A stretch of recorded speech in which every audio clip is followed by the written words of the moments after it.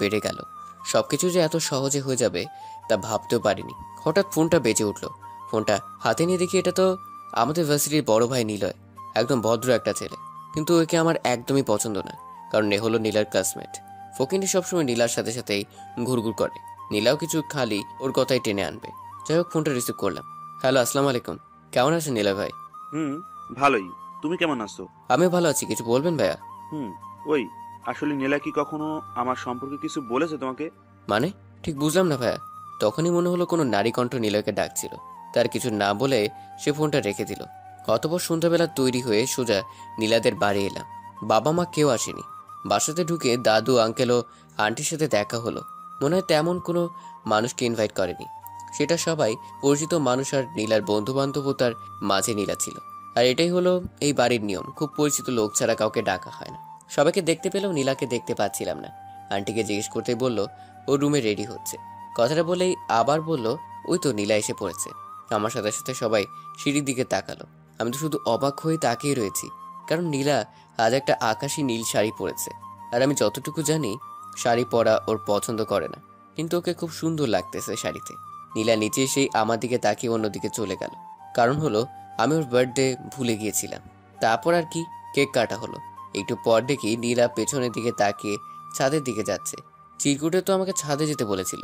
তখন আমি ছাদের দিকে পা বাড়াতে পেছন থেকে আন্টিটিকে বলল দাদু নাকি ওষুধ শেষ হয়ে গেছে, তাই আমাকে যেতে হবে। এত লোক থাকতে আমাকেই বলতে হলো। এই কথা তো আর আন্টির মুখের উপর বলতে পারি না। তাই একটা হাসি দিয়ে ফার্মেসিতে গেলাম। ওষুধ এনে আন্টির হাতে দিয়ে আর এক মুহূর্ত দেরি না করে ছাদে গেলাম। আমার মনের ভিতরে একটা উত্তেজনা কাজ করছে। আমার মনটা খুব অশান্ত হয়ে গেছে। ছাদের দরজার কাছে এসে একটা বড় নিঃশ্বাস ছেড়ে নিজেকে একটু শান্ত করে নিলাম। হাসি মুখে দরজাটা খুলেই ছাদে পা রাখতেই আমার মাথায় যেন আকাশ ভেঙে পড়ল। এটা আমি কি দেখছি? নীলা আর নিলয় দুজনে খুব কাছাকাছি দাঁড়িয়ে আছে, কিন্তু এখন ওই হারামি নীলাকে কিস করার চেষ্টা করছে। যদিও নীলা বাধা দিচ্ছে আর না করছে, আমি অবাক হচ্ছি নীলার এই কাজের জন্য। ওর এখন উচিত ছিল নিলয়কে থাপ্পড় মারা, কিন্তু নীলা তেমন কিছু করছে না। আমার মাথায় যেন আগুন ধরে গেল। তাই সামনে এগিয়ে গিয়ে শরীরের সমস্ত শক্তি দিয়ে নিলয়কে একটা লাথি মারলাম। লাথিকে সে টাল না সামলাতে পেরে নিচে পড়ে গেল।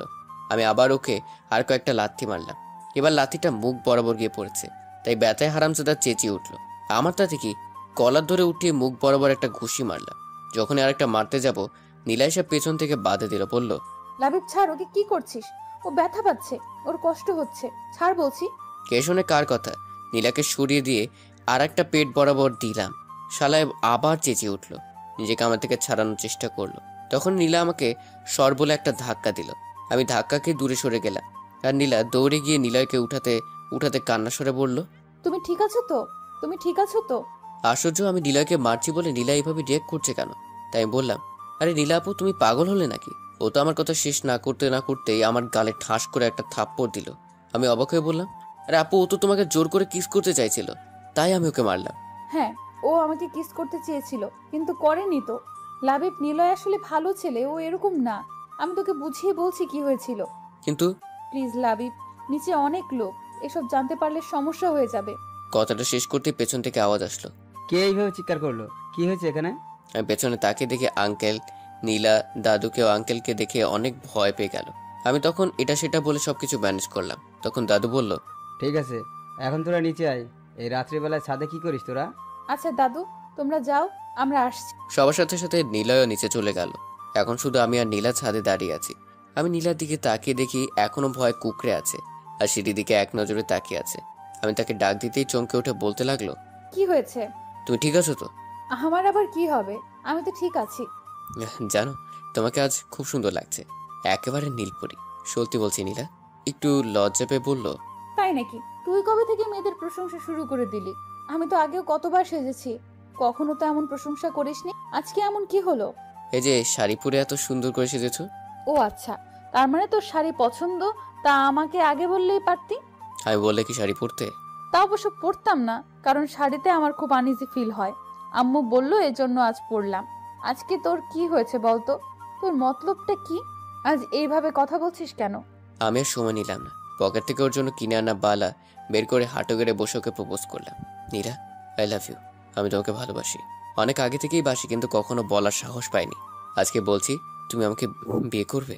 কথা দিচ্ছি, তোমাকে অনেক ভালোবাসবো, কখনো কষ্ট পেতে দেব না। শুধু আমাকে ফিরিয়ে দিও না। নীলা আমার দিকে ভূত দেখার মতো করে তাকিয়ে আছে। কি হলো, কথা বলছো না কেন? তারপর আমি দাঁড়িয়ে পড়ে বললাম, আমি সরি, আমার এই কথাগুলো আগেই বলা উচিত ছিল, কিন্তু তুমি কিভাবে নিবে তাই ভেবে আর বলিনি। কিন্তু জানো, তোমার এই মেসেজ আর চিরকুটটা পেয়ে অনেকটাই অবাক হয়েছিলাম। কি হলো, তুমি কথা বলছো না কেন? কি বলছিস তুই এগুলো লাবিব? তোর কি মাথা ঠিক আছে? আমরা দুজন কাজিন হই, তুই আমাকে কি করে ভালোবাসতে পারিস? আর আমি তোর থেকে গুনে গুনে 3 বছরের বড়, এমনটা তুই ভাবলি কি করে? নীলার এমন কথা শুনে আমি মুহূর্তেই পাথর হয়ে গেলাম। কি বলছো এসব? আর কিভাবেই বা বলছে? ও কি আমার সাথে এখন মজা করছে নাকি? আমাকে চুপ থাকতে দেখে নীলা আবার বলল, লাবিব, তুই ভাবতেও পারছিস এটা অন্য লোক জানতে পারলে কি ভাববে? তোর এতটুকু কমন সেন্স নাই? কিরে কথা বল। তুমি সব কি বলছো নীলা? ওই চুপ, আপু বল। তোমার সমস্যাটা কোথায়? মানে তুই বুঝতে পারছিস না আমরা কাজিন? তুই যেটা ভাবছিস সেটা হতে পারে না। তো কি হয়েছে? কাজিনদের মধ্যে কি কখনো বিয়ে হয় না? তোমার মা বাবা তো কাজিন, কই তাদের তো কেউ কিছু বলে না। হ্যাঁ ঠিক আছে, কিন্তু আমি তোর থেকে বড়, এটা হয় না লাবিব। এবার আমার মাথায় রাগ উঠে গেল, তাই বললাম, তোমার সমস্যা কি? এমন উল্টাপাল্টা কথা বলছো কেন? তুমি নিজেই তো আমাকে আগে ভালোবাসার কথাটা জানালে, আর এখন কি সব উল্টাপাল্টা বলছো? শোনো, এটা কোনো মজার বিষয় নয়, এটা আমার জীবনের প্রশ্ন, আমার ভালোবাসার প্রশ্ন। আমি তোকে কখন বললাম যে আমি তোকে ভালোবাসি? আরে আজকেই তো বললে। দেখ লাবিব, আর ফাজলামো নয়, অনেক সহ্য করেছি। আরে তুমি তো আমাকে ভয়েস মেসেজ আর চিরকুটটা দিলে, তুমি তো বললে আমাকে ভালোবাসো, এখন এমন করছো কেন? কিসের মেসেজ আর কিসের চিরকুট? আমার এখন ভীষণ বিরক্ত লাগছে। আমার পকেটে চিরকুটটা ছিল তাই আমি ওকে দিলাম। আমার হাতে চিরকুটটা দিয়ে এক দৃষ্টিতে তাকিয়ে আছি, কিন্তু চিরকুটের দিকে এক দৃষ্টিতে তাকিয়ে আছে তো আছেই, মাথা তুলছে না আর কথাও বলছে না। আমি বললাম, কি হলো, এখন কথা বলছো না কেন? লাবিব দেখ, আমি অনেক সরি। কথাটা বলেই মাথা নিচু করে নিল, তারপর বলল, লাবিব দেখ, অনেক বড় একটা গন্ডগোল হয়ে গেছে। দেখ আমি তোকে দোষ দিচ্ছি না, এটা আমারই দোষ, তার জন্য সরি। মানে কিসব বলছো তুমি? লাবিব প্লিজ, আগে আমার কথাটা শোন। বলো। ওই ভিউ কার্ডটা আর ওই চিঠিটা নীলার জন্য ছিল। জানি না কি করে বাই মিস্টেক এটা তোর কাছে চলে গেছে। আমি সরি লাবিব। নীলার কি কি যেন বলে যাচ্ছিল, আর কিছুই আমার কানে আসছিল না। আমি যেন এক অন্য জগতে চলে গিয়েছিলাম। একটা চাপা কষ্ট হচ্ছে, যেটা বাইরে কাউকে বলে বোঝানো যাবে না। তার মানে নীলা আমাকে না, নিলয়কে ভালোবাসে। সরি লাবিব, তুই যেটা ভাবছিস সেটা কখনো হতেই পারে না। আর প্লিজ নীলার কথাটা এখন কাউকে বলিস না। নীলার আর কোনো কথা গ্রাহ্য করলাম না, ধীরে ধীরে ছাদ থেকে নেমে গেলাম। নীলা হয়তো ডাকছিল, কিন্তু আমি শোনার চেষ্টা করিনি। কারোর সাথে কোনো কথা না বলে বাসা থেকে বেরিয়ে গেলাম। বাইরে জোর হাওয়া বইছে, হয়তো এক্ষুনি ঝড় উঠবে, কিন্তু তার থেকে তো বড় ঝড় আমার মনে চলবে। বাইক চালিয়ে বাড়ি ফিরতে ফিরতে বৃষ্টিতে কাক ভেজা হয়ে গেছি। বাসাতে ঢুকতেই মা ব্যস্ত হয়ে পড়লো যে আমি কেন ঝড় বৃষ্টিতে ভিজে বাসায় ফিরলাম। মায়ের কোনো কথা কানে না নিয়ে সোজা নিজের রুমে চলে এলাম, আর তারপরই ঘুম। গভীর রাতে টের পেলাম শরীর গরম হয়ে গেছে, আর মাথায় জলপট্টি দেওয়া। কিছু না, অভ্যাস মতোই জ্বর চলে এসেছে। ছোটবেলা থেকেই এটা চলছে, একটু বৃষ্টিতে ভিজলে কঠিন জ্বর চলে আসে। মা জানতো আমার জ্বর আসবে, তাই আমার রুমে চলে এসেছে। আমাকে চোখ খুলতে দেখে মা বলল, কিরে বাবা, কষ্ট হচ্ছে খুব? তুই কেন শুধু শুধু বৃষ্টিতে ভিজতে গেলি? আমি তোকে এত বলি, তারপরেও আমার একটা কথাও শুনিস না। মায়ের কথা শুনে আমার নীলার কথা মনে পড়ে গেল। নীলাও সবসময় আমাকে বৃষ্টিতে ভিজতে বারণ করতো। ওর কথাটা মনে উঠতে যেন বুকের ভিতর কষ্টটা আরো বেশি নাড়াতে উঠল। অতপর মায়ের কোলে মাথা রেখে কেঁদে দিলাম। মা জিজ্ঞাসা করলো কি হয়েছে, কিন্তু আমি কিছুই বলিনি। তারপর একসময় ঘুমিয়ে পড়ি। যখন চোখ খুললাম তখন মাথায় একটা শীতল হাতে স্পর্শ পেলাম। তাকে দেখি নীলা বসে আছে, আর আমার মাথায় জলপট্টি দিয়ে দিচ্ছে। আমাকে চোখ খুলতে দেখে আমার দিকে তাকে একটা মিষ্টি হাসি দিল, আর বলল, কিরে এখন কেমন লাগছে? আমি কিছু না বলে ওর মুখের দিকে তাকিয়ে রইলাম। নীলা কিছু একটা বলতে গিয়ে থেমে গেল, কারণ মা রুমে চলে এসেছে খাবার নিয়ে। খাবার টেবিলে রেখে মা নীলাকে বলল, নীলামা, তুই ওঠ, তুই কিছু খেয়ে নিয়ে রুমে গিয়ে রেস্ট নে। আমি তোর খাবার ওখানে রেখে এসেছি। কাকিমা আমি পরে খাবো, তুমি বরং খাবারটা আমাকে দাও, আমি লাবণীকে খাইয়ে দিচ্ছি। মা একটা মুচকি হাসি দিয়ে বলল, অনেক হয়েছে মা, আবার তুই ওর মতো অসুস্থ হয়ে পড়বি। এমনিতেও ঠিক মতো খাসনি, আবার কাল সারা রাত ঘুমাসনি। কিন্তু কাকিমা। কোনো কিন্তু নয়, আমি যা বলছি সেটা কর। মায়ের কথা শুনে নীলা আর কিছু বলল না। আমার দিকে একবার তাকিয়ে নীলা চলে গেল অন্য রুমে। মায়ের কাছে শুনেছি আমি নাকি গতকাল সারা দিন সারা রাত জ্বর নিয়ে পড়েছিলাম, আর নীলা সবকিছু ছেড়ে চুড়ে এতক্ষণ আমার সেবা করছিল। খুব অবাক হলাম মায়ের কথা শুনে, নীলা আমার জন্য এতটা ভাবে। মনে মনে অনেক খুশি হলাম। পরক্ষণে আবার মনটা খারাপ হয়ে গেল। কারণ নীলাকে ভালোবাসে। তারপর খাবার আর ওষুধটা খেয়ে ঘুমিয়ে পড়লাম। বিকালের দিকে ঘুম ভাঙে, নিজেকে বেশ চাঙ্গা আর ফুরফুরে লাগছে, জ্বরটা আর নেই। অতবার ওয়াশরুমে গেলাম, তারপর বাহির হয়েই দেখি নীলা বসে আছে আর আমাকে দেখেই হাসিমুখে প্রশ্ন করলো, কিরে কেমন আছিস এখন? বিছানায় বসে বললাম, একদম ভালো, জ্বর নেই বললেই চলে। তারপর নীলা আমার দিকে সুপের পোয়ালাটা এগিয়ে দিতে দিতে বলল, যাক বাবা, ভালো হয়েছে। যে ভয় পাইয়ে দিয়েছিলি তুই। আমি কিছু না বলে নীলার দিকে তাকিয়ে আছি। কিরে হা করে কি দেখিস? খেয়ে নে, ঠান্ডা হয়ে যাবে। আমি নীলার কোনো কথা না শুনে পেয়ালাটা রেখে দিলাম। তা দেখে নীলা অবাক হয়ে বলল, কিরে কি হলো, খাবি না? I love you. মানে? বিশ্বাস করো, আমি তোমাকে খুব ভালোবাসি। দেখ লাবিব, পাগলামো করিস না। আমি তোকে সবকিছু বললাম, তারপরেও তুই আমি কোনো পাগলামি করছি না, সত্যি যেটা সেটাই বলছি। তুই ভালো করে জানিস এটা কোনো দিন সম্ভব না। ভুলে যা এসব। দেখবি আমার থেকে তুই ভালো কাউকে পাবি, যে তোকে ভালোবাসবে, সুখে রাখবে। আমি এবার উঠে দাঁড়িয়ে নীলার হাত ধরে বললাম, বিশ্বাস করো, আমি তোমাকে খুব ভালোবাসি। সবসময় শুধু তোমার কথাই ভাবি, আর তোমাকে ছাড়া অন্য কাউকে চাই না, তোমাকে চাই শুধু। নীলা আমার থেকে হাত ছাড়ানোর চেষ্টা করে বলতে লাগলো, লাবিব হাত ছাড়, পাগলামো করিস না। আমাদের অনেক ভালো একটা সম্পর্ক, তা নষ্ট করিস না। কথাটা বলেই হাত ছাড়িয়ে নিয়ে দরজা দিয়ে বাইরে চলে যাচ্ছিল নীলা। তখন আমি ওর পথ আটকিয়ে দরজা বন্ধ করে দিলাম। যখন সে বলল, লাবিব, দরজাটা বন্ধ করলি কেন? খোল বলছি, আর আমাকে যেতে দে। তুই কেন বোঝার চেষ্টা করছো না? আমি সত্যি তোমাকে অনেক বেশি ভালোবেসেছি। দেখ, তুই কিন্তু এবার তোর লিমিট ক্রস করে ফেলছিস। আমি যেন নিজের অজান্তেই নীলার খুব কাছে চলে গেছি, আর সেই জন্য হয়তো নীলা আমাকে ঠাস করে একটা থাপ্পড় দিয়ে বসলো। আচমকা থাপ্পড় খেয়ে আমি কিছুটা পিছিয়ে পড়ি। জানি না কি হয়েছিল আমার। নীলা আমার দিকে ঘৃণার দৃষ্টিতে তাকিয়ে বলল, ছি লাবিব, আমি ভেবেছিলাম তুই সবটা বুঝতে পারবি, কিন্তু তুই যে এতটা নিচে নেমে গেছিস তা আমি ভাবতেও পারিনি। আমারই ভুল হয়েছে তোকে বোঝাতে যাওয়া। আমি কিছু না বলে মাথা নিচু করে দাঁড়িয়ে আছি। আসলে অনেক বড় একটা ভুল করে ফেলেছি। নীলা বলতে লাগলো, তুই আর কখনো আমার সামনে আসবি না। আমি তোর মুখও দেখতে চাই না। কথাটা বলেই দরজা খুলে নীলা হন হন করে চলে গেল। আমি ভাবলাম ওকে সরি বলা দরকার। যেই দরজার সামনে আসলাম দেখি মা দাঁড়িয়ে আছে। আমি মাকে দেখি ভয় পেয়ে গেলাম।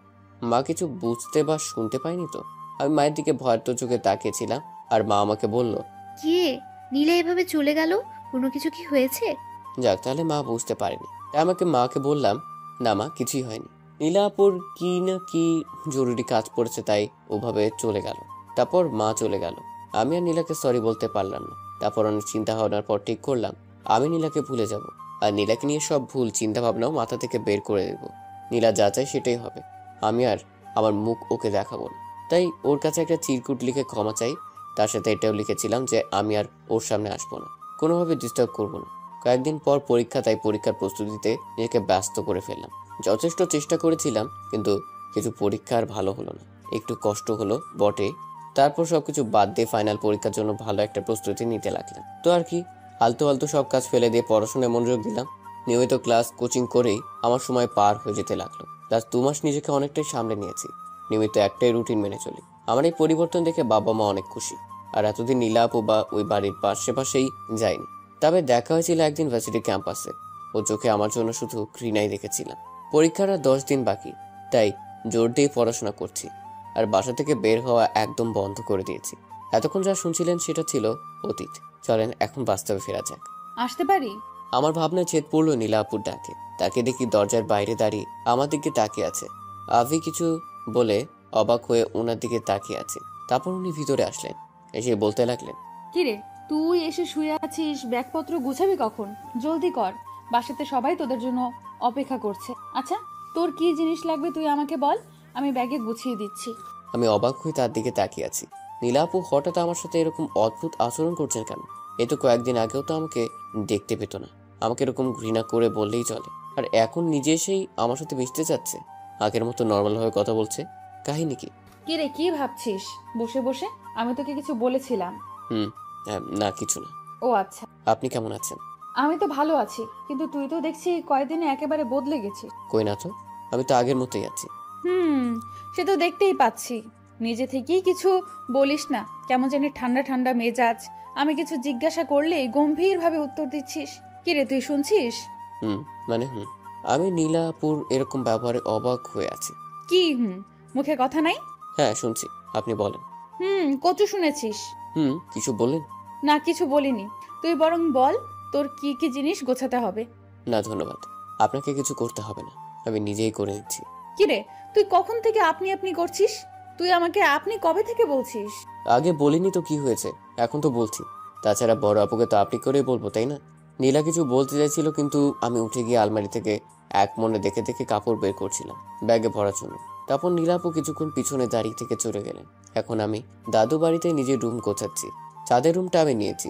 অবশ্য আমার জন্য আগে থেকেই একটা রুম গোছগাছ করে রাখা হয়েছিল, কিন্তু সেটা নীলা আপুর পাশের রুম ছিল। সবকিছু ঠিকঠাক করে যখন বিছানায় গিয়ে শুলাম, তখন একটা চুড়িওয়ালা হাত আমার দিকে একটা শরবতের গ্লাস এগিয়ে দিল। এটা নীলা আপু। আমি ধন্যবাদ বলে শরবতটা নিলাম। যখন শরবতটা মুখে দিতে যাব, তখন দেখি নীলা আপু এক দৃষ্টিতে আমার দিকে তাকিয়ে আছে। তারপর আমি গ্লাসটা খালি করে নীলা আপুর হাতে গ্লাসটা ধরিয়ে দিয়ে ধন্যবাদ বললাম, কিন্তু নীলা আপু ঠিক আগের মতোই তাকিয়ে আছে। তাই আমি বললাম, কিছু কি বলবেন?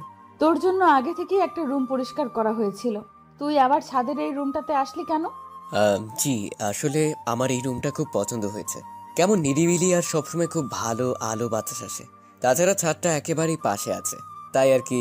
ও আচ্ছা, তাহলে নিচে চল, সবাই খেতে বসেছে। আপনি যান, আমি একটু পরে আসছি। কেন? আমার সাথে এখন গেলে তোর কি কোনো সমস্যা হবে? আরে না না, তা তো কেন হবে? আপনি এমনটা ভাবছেন কেন? আসলে এতক্ষণ কাজ করেছি তো, তাই একটু ফ্রেশ হয়ে যাব। আপনি যান। তারপর নীলা আপু আমার দিকে কিছুক্ষণ নিরাশ চোখে তাকিয়ে থেকে চলে গেল। অতপর রাতের খাবারও কিছুক্ষণ পড়াশোনার পর আর ভালো লাগছিল না, তাই আমি ছাদে এসে রেলিং ধরে দাঁড়িয়ে রইলাম। অনেকক্ষণ ধরেই দাঁড়িয়ে আছি। হঠাৎ কারো পায়ের শব্দে পেলাম, পিছনে তাকিয়ে দেখি নীলা আপু দাঁড়িয়ে আছে। মুখে মিষ্টি একটা হাসি লেগে আছে, পরনে আবার একটা শাড়ি। আমি একটুখানি তাকিয়ে আবার ঘুরে দাঁড়ালাম। সামনের দিকে তাকিয়ে থেকে জিজ্ঞেস করলাম, আপনি এত রাতে ছাদে কি করছেন? আগে তুই বল, তুই এত রাতে এখানে দাঁড়িয়ে আসছিস কেন? আর পড়তে ভালো লাগছিল না, তাই এখানে এসেছি। আমিও এর জন্যই আসছি। ও আচ্ছা, বলে নিজের মতো দাঁড়িয়ে রইলাম। কিছুক্ষণ পর পেছন থেকে নীলা আপু রাগী গলায় বলল, আচ্ছা, তোর সমস্যা কি বলতো? আমার আবার কি সমস্যা হবে? না তো, আমার কোনো সমস্যা নেই।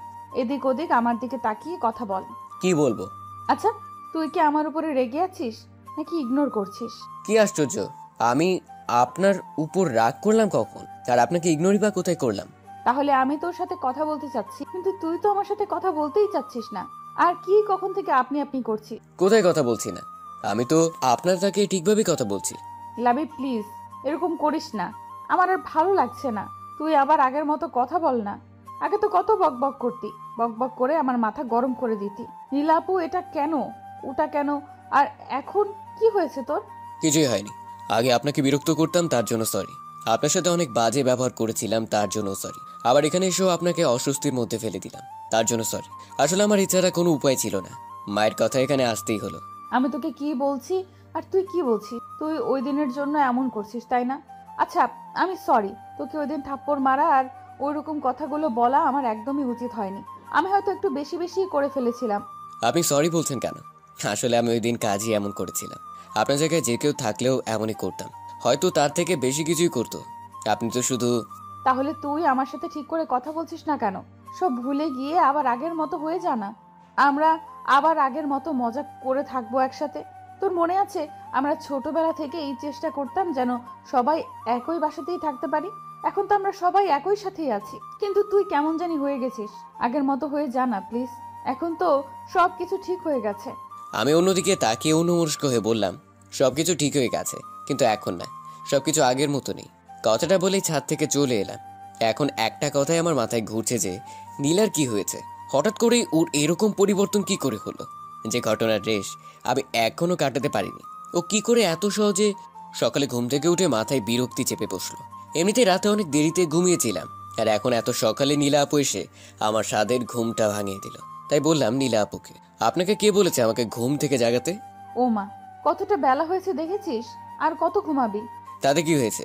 আমার যখন মন চায় আমি তখন উঠবো, আপনি ডাকবেন কেন? আরে তুই এভাবে কথা বলছিস কেন? আমি তো। ধুর! আমি বিরক্তির শব্দটা করে শরীর উপর দেয়া কাঁথা আঁচড়ে ফেলে দিয়ে বিছানা থেকে নেমে পড়লাম, আর ওয়াশরুমের দিকেই যাচ্ছিলাম। তখনই নীলা পিছন থেকে। ওই শোন, আমার সাথে একদম মেজাজ দেখাবি না।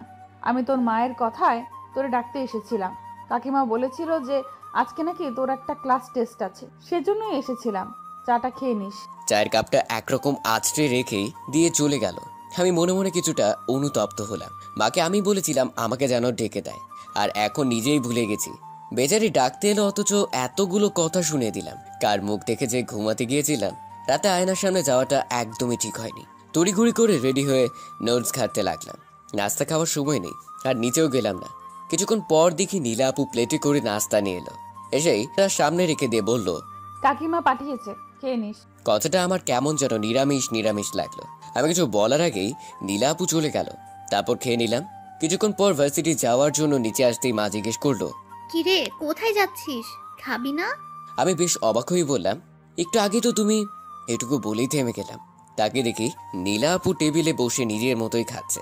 এখন যেন খাওয়াটাই ওনার একমাত্র কাজ। অন্য কোনো দিকে তাকানোর তার সময় নেই। আমি মাকে আর কিছু না বলে বেরিয়ে পড়লাম। পরীক্ষা শেষ করে হল থেকে বের হয়ে দেখি নীলা আপু দাঁড়িয়ে আছে। আমি কিছু বলার আগে জিজ্ঞেস করলো, কিরে পরীক্ষা কেমন হলো? ভালোই। গুড। এখন কি বাসাতেই ফিরবি? না, একটু সময় লাগবে। আমার লাইব্রেরিতে একটু কাজ আছে। ও আচ্ছা, ঠিক আছে, যা তাহলে। আচ্ছা, ওই দাঁড়া। কিছু বলবেন? না, চল। কোথায়? কেন, তুই কি লাইব্রেরিতে যাবি? হ্যাঁ, তা তো যাবই। তাহলে চল। আপনিও যাবেন? কেন, তোর কোনো সমস্যা আছে? না, তা হবে কেন, চলুন। তারপর লাইব্রেরিতে ঢুকতেই দেখি ঋতু বসে আছে সেখানে। চোখাচোখি হতেই সে আমাকে ডাক দিল। আমি কয়েকটা বই নিয়ে ওর পাশেই বসে পড়লাম। কিছু জিনিস নোট করতে হবে। তখন পাশ থেকে ঋতু বলে উঠল, কেমন আছো? ভালো, তুমি কেমন আছো? এই তো ভালোই। তোমাকে তো আজকাল দেখাই যায় না, ফোন দিলেও তো পায় না। আজকাল কি করো? হ্যাঁ, না, আসলে আমি নতুন একটা নাম্বার নিয়েছি, তাই আমাকে ফোনে পাচ্ছিলে না। আর জানোই তো, কিছুদিন পর পরীক্ষা। আমি তো তোমার মতো ব্রিলিয়েন্ট না, আমার সব পড়াই বাকি পড়ে গেছে। সেজন্য এই কয়েকদিন একটু, বুঝোই তো। ও আচ্ছা, খুব ভালো। আচ্ছা, তোমার নতুন নাম্বারটা কি দেওয়া যাবে? আমি কিছু একটা বলতে যাব, তখনই সামনে থেকে একটা গুরু গম্ভীর রাগী গলার আওয়াজ এলো। লাইব্রেরি কি কথার জায়গা? এইটুকু ম্যানার্স এতদিনও শেখনি? জি, এটাই নীলা আপু। ঋতু নীলা আপুর দিকে তাকিয়ে বলল, সরি আপু। ঠিক আছে, যেই কাজে এসেছো সেই কাজ করো, অন্যদের বিরক্ত করো না। আচ্ছা আপু। এরপর ঋতু একটাও টু শব্দ করলো না। এরপর কিছুক্ষণ ঋতু বই ঘেটে নিঃশব্দে কখন যে চলে গেল টেরই পেলাম না। আমার কাজ শেষ হতেই উঠে পড়লাম। অনেকটা সময় ধরে এখানে বসেছিলাম। নীলাপুর দিকে তাকিয়ে দেখলাম একটা খোলা বইয়ের উপর মাথা রেখে ঘুমিয়ে পড়েছে। ওনাকে ডাক দিতে গিয়েও ডাক দিতে পারলাম না, কারণ ওর মায়াভরা মুখের দিকে চোখ আটকে গেছে। এভাবে ওর মায়াভরা মুখটা আগে দেখিনি। কি অপরূপ লাগছে ওকে ঘুমন্ত অবস্থায়। এক মনে তাকিয়েছিলাম, জানি না কতক্ষণ এভাবে তাকিয়েছিলাম। হঠাৎ করে কাঁধে কারো হাত অনুভব করতেই লাফিয়ে উঠলাম। পেছনে তাকিয়ে দেখি ঝাড়ুদার আমার দিকে তাকিয়ে মুচকি মুচকি হাসছে আর বলল, সরি মামা, প্রেম ব্যাঘাত ঘটালাম। এভাবে হুঁশ জ্ঞান হারিয়ে ফেললে কি চলে? কখন থেকে ডাকতাছি। লোকটার কথার শব্দে নীলাপুর ঘুম ভেঙে গেল। বই থেকে মাথা তুলে ঘটনা বোঝার চেষ্টা করছে। আমি তখন কি বলবো ভেবে পাচ্ছি না। তখন লোকটা আমার বলল, তবে আপনাদের খুব ভালো মানিয়েছে। আজকাল এমন প্রেমিক দেখা যায় না মামা, যে প্রেমিকার মুখের দিকে তাকিয়ে থেকে এভাবে হারিয়ে যায়। আমারও একটা প্রেমিকা ছিল, কিন্তু সে বুঝেনি, আমাকে ছেড়ে চলে যায়। আমি দোয়া করি আপনারা সুখী হন। আমি যাই, অনেক কাজ আছে। লোকটা আমাকে পাথর বানিয়ে দিয়ে চলে গেল। আমার হাত পা পুরো অসাড় হয়ে গেল। নীলাপুর দিকে তাকাতেই পারছি না, না জানি কি ভাবছে এখন। তখনই নীলাপুর আওয়াজ এলো, কিরে যাবি না? এভাবে দাঁড়িয়ে আছিস কেন ওখানে? মাথা তুলে দেখি নীলাপু দরজার কাছে দাঁড়িয়ে কথাটা বলল। আর সেটা খুব স্বাভাবিকভাবেই। কিছু বুঝতে পারেনি নাকি কিছু শুনতে পারেনি, কি জানি কি হচ্ছে আমার সাথে। কিরে, আবার কি ভাবছিস? অনেকটা দেরি হয়ে গেছে তো। আমি একরকম রোবটের মতোই ওখান থেকে বেরিয়ে গেলাম। বাইরে সেই বাইকে বসতে দেখা নীলা আপু। আমি বললাম, কি হলো, দাঁড়িয়ে আছেন কেন? বাসাতে যাবেন না? যাবো তো। তাহলে যান, সত্যি অনেকটা দেরি হয়ে গেছে, এখানে দাঁড়িয়ে থাকবেন না। সেই জন্যই তো এলাম। আসলে ড্রাইভার কাকাকে সে কখনোই আসতে পাঠিয়ে দিয়েছি। কেন? আরে, বয়স্ক মানুষকে শুধু শুধু এতক্ষণ বসিয়ে রাখবো কেন, তাই বলেছি চলে যেতে। আর তোর যদি কোনো সমস্যা থাকে তো বল, আমি অন্য গাড়ি করে চলে যাব। কি বলেছি, আমার অসুবিধা আছে? ও আচ্ছা, চল তাহলে। উঠেন। কিছু দূর যাওয়ার পর আমি বললাম, নীলাভু, সকালের ব্যবহারের জন্য আমি আসলে সরি। জানি না ঘুম থেকে উঠে কি হয়ে গেল। হুম বিশ্বাস করুন, আমি আসলে ওইভাবে বলতে চাইনি। হুম কি হলো, আমি কি বলছি আপনি শুনতে পাচ্ছেন? এই থাম থাম, এখানেই থাম। হঠাৎ করে এমন বলায় ভয় পেয়ে গেলাম আর বাইকটা দাঁড় করিয়ে বললাম, কি হলো কি হলো? ওইদিকে দেখ, ফুচকার দোকান। চল ফুচকা খাবো, অনেকদিন ধরে খাই না রে। বলেই হাঁটতে লাগলো। আমি আর কি বলবো, গেলাম পিছু পিছু। কিছুটা বিরক্তি নিয়ে নীলাপুর পিছনে গিয়ে দাঁড়ালাম। তখন নীলাপু পিছন ফিরে বলল, এই তুই খাবি? আশ্চর্য, এখানে এসেছি যখন নিশ্চয়ই খাবো। তাই কিছুটা বিরক্তি নিয়ে বললাম, না খাবো না। আচ্ছা ঠিক আছে, ওই মামা শুধু আমাকেই দেন। বিষয়টা অপমানজনক, তাই পিছনের চেয়ারটাতে ঠাস করে বসে পড়লাম। আর নীলাপু ফুচকার প্লেটটা নিয়ে আমার পাশের চেয়ারটাতেই বসলো। একা একা খাচ্ছি, আমি যে হা করে বসে আছি তা আর দেখলো না। আমি নিরুপায় হয়ে বসে আছি, বলতেও পারছি না আমিও খাবো। আমি তো অনেক দিন ধরে খাই না। তখন হঠাৎ করে আমার চোখটা আটকে গেল সামনের আর একটা দোকানে। উঠে দাঁড়িয়ে ভালো করে দেখে নিলাম, হ্যাঁ এটা তো নিলয়। সাথে একটা শাড়ি পরা মেয়ে খুবই ক্লোজ ভাবে বসে আছে আর একে অপরকে খাইয়ে দিচ্ছে। তারপর আমি কিছুক্ষণ তাদের দিকে তাকিয়েছিলাম আর নীলাপুকে বললাম, নীলাপু নীলাপু। হুম, কি হয়েছে? ওটা নিলয় ভাইয়া না? কিন্তু নীলাপু ওইদিকে একবার তাকিয়ে আমাকে বলল, তো ওনার সাথে তো একটা। ওটা ওর বউ। আমি অনেকটা অবাক হয়ে নীলাপুর দিকে তাকিয়ে রইলাম। কি হলো ব্যাপারটা? এত বড় একটা জিনিস এত সহজে বলছে। আমি অবাক হয়ে বসে বসে এটাই ভাবতে লাগলাম। কি রে, এখানে বসে থাকবি নাকি? চল, বাড়ি ফিরতে হবে। কথাটা বলেই হাঁটতে লাগলো। আমি থ হয়ে দাঁড়িয়ে রইলাম। আসলে ঘটনা কি, এদিকে নীলাপু বাইকের কাছে দাঁড়িয়ে আছে, তাই আমি গিয়ে বাইকে উঠে পড়লাম। এখন নীলাপুকে কিছু জিজ্ঞেস করা যাবে না, যেভাবে দাঁড়িয়ে আছে মনে হয় না কিছু বলবে। সুযোগ বুঝে সব জানতে হবে। তারপর বাসাতে ফিরলাম। রাতে বিছানায় বসে শুয়ে শুয়ে পড়ছিলাম। বই পড়া বললে ভুল হবে, বই শুধু খুলেই রেখেছি। মন তো পড়ে আছে নীলাপুর বিষয়গুলো নিয়ে। একটু পর পানি পিপাসা লেগে গেল, কিন্তু বোতলে তো পানি নাই। নিচে যাওয়ার মুড নাই, তাই মাকে কয়েকটা চিল্লানি দিলাম। তারপর বউয়ের দিকে মনোনিবেশ করার চেষ্টা করলাম।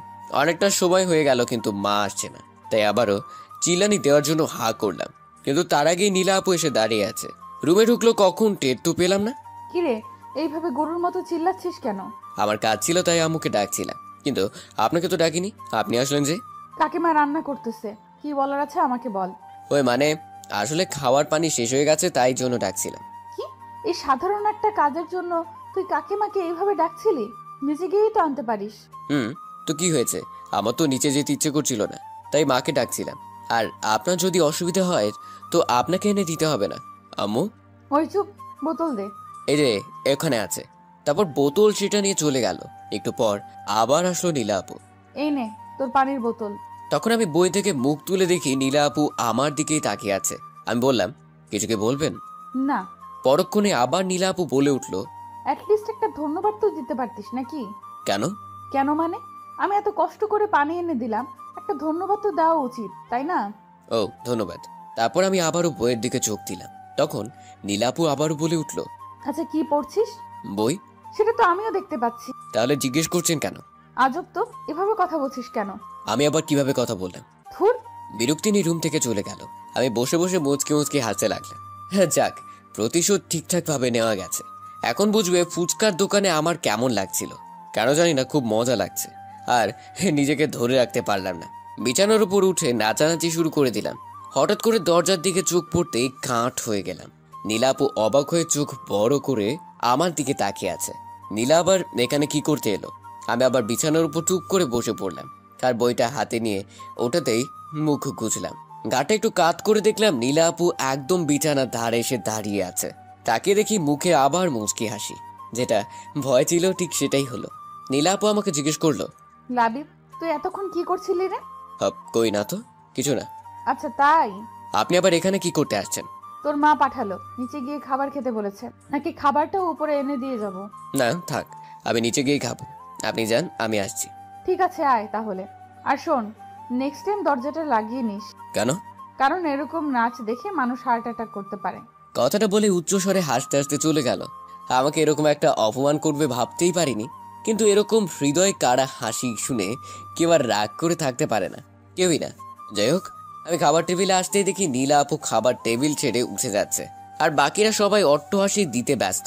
অতঃপর এখানে কি হচ্ছে বোঝার চেষ্টা করলাম, কিন্তু কিছু বুঝতে না পেরে টেবিলে গিয়ে বললাম, জেঠিমা আমাকে খাবার দিতেই দাদু জিজ্ঞেস করলো, তা দাদু ভাই, তোমার পরীক্ষা যেন কবে থেকে? এই তো পরের সোমবারে। ও, তাহলে তো আর কয়েকটা দিন মাত্র। তো প্রস্তুতি কেমন? জি মোটামুটি ভালোই। তা পরীক্ষা শেষ হবে কবে? কোনো রকম সমস্যা না হলে মোটামুটি 15 দিন। আচ্ছা, তাহলে তো খুবই ভালো হয়। এরপর দাদু বাবা আর জেঠুকে উদ্দেশ্য করে বলল, তোরা তাহলে সব কিছু তৈরি করা শুরু কর এখন থেকেই। আর তো মাত্র কটা দিন। ক্যাটারিং নিয়ে তোদের চিন্তা করতে হবে না, ওটা আমার বন্ধু মালিক দেখে নিবে। ওর অনেক ভালো জানাশোনা লোক আছে। তোরা বরং অন্যান্য দিকটা দেখ, আমি নেমন্তন্নের দিকটা দেখছি। বাবা আর জেঠু মাথা ঝাঁকালো। আমি অবাক হয়ে দাদুকে জিজ্ঞেস করলাম, বাসা থেকে কোনো অনুষ্ঠান আছে দাদু? আছে তো। কিন্তু কিসের অনুষ্ঠান? তখন মা পিছন থেকে বলল। কিসের আবার বিয়ের আমি হকচকিয়ে বললাম, বিয়ে? কার বিয়ে? কার আবার? আমাদের নীলার। কি? নীলা আপুর বিয়ে? হ্যাঁ, এতটা অবাক হচ্ছিস কেন? আমাদের মেয়ে যখন বড় হয়েছে তখন বিয়ে তো দিতেই হবে। কতদিন আর এভাবে বসে না। হ্যাঁ তা ঠিক আছে, কিন্তু কার সাথে? তখন জেঠিমা বলল, আরে সেটা বড় কথা না, বড় কথা হলো নীলার ছেলেটাকে পছন্দ হয়ে গেছে। এতদিন কত সম্বন্ধ এলো কিন্তু নীলার কাউকে পছন্দ হয়নি, কিন্তু এবারে এক কথাই রাজি। আর নীলাকেও ছেলের মা বাবার খুব পছন্দ হয়েছে। তারা চাইছে যত দ্রুত সম্ভব নীলাকে তাদের ছেলের বউ করে নিতে। আর ছেলে? তুই ছেলে নিয়ে পড়ে আছিস কেন? তার মানে ছেলেরা কি নীলা আপুকে পছন্দ হয়েছে? আরে এমন কোন ছেলে আছে যে আমাদের নীলাকে পছন্দ করবে না? তাছাড়া ছেলের মা বাবাও বলেছে যে আমাদের পছন্দ মানে এর পছন্দ। কত ভালো ছেলে বল, আজকাল কি এমন ছেলে পাওয়া যায়? আমার নীলাটা খুব ভাগ্যবতী। আমি শিওর এই ছেলে আমার মেয়েকে অনেক ভালো রাখবে। ও, আমি মাথা নিচু করে আমার খাবার খেতে লাগলাম। বাকিরা নিজেদের মধ্যে কথা বলছে। কি হলো এটা? নীলাপুর বিয়ে ঠিক হয়ে গেছে আর নীলাপুর আছি। ভালোই। আমার তাতে কি? আমার এসব নিয়ে ভেবে কি করব? এসব বলে নিজেকে বোঝাচ্ছি ঠিকই, কিন্তু কোথায় যেন একটা অস্বস্তি অনুভব হচ্ছে।